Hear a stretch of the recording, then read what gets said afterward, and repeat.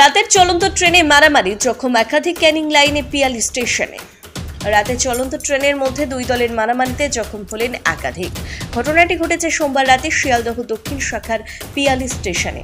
স্থানীয় সূত্রে জানা গিয়েছে, এদিন রাতে ডাউন ক্যানিং লোকালে উঠেছিলেন সাধারণ যাত্রীরা।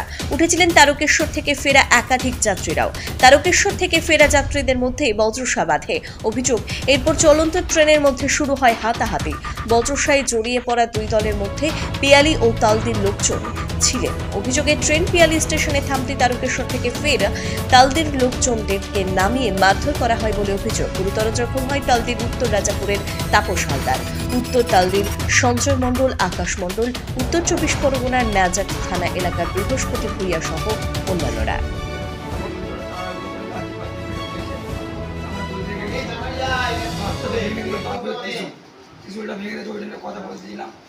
ওরা মারধর শুরু করেছে হঠাৎ বলতে কারা মানে যারা উঠেছে আমাদের দল বল অনেক খাটাখাটি করে সারাদিনে সবার মা ঠিক ছিল না, ওরও হাত চালিয়েছিলাম কম বেরিয়েছে। তারপরে কথাবার্তা হচ্ছে কম বেরিয়েছে, হতে হতে সোনারপুর আসলো, দুটো চেয়ার তুললো, ওটা আমার 3টা ছেলেকে লাভ হইল। ফের আবার অনেক জায়গায় ফের আবার পিয়ালি আসলো, দল বল পুরো রেডি করা ছিল। পিয়ালিতে ট্রেন দাঁড়ালো, ট্রেন দাঁড় করিয়ে ট্রেন মোটমাট 20 মিনিট ট্রেন দাঁড় করানো ছিল। সবাইকে মারলো, মেয়েটা টেনে সবাই আবার দুটো ছেলেকে লাভ করে নিয়েছিল। কারা মানে পিয়ালি ছেলেরা? পিয়ালি ছিল। তারা মারলো কেন?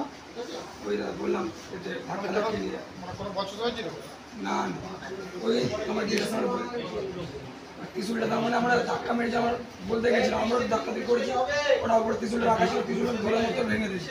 আবার একজন ভাঙতে পারছে, আমরা পা দিয়েও ভাঙছি। আমরা এর ছেলে কোনদিন ওইটা আমরা সহ্য করবো। আমরা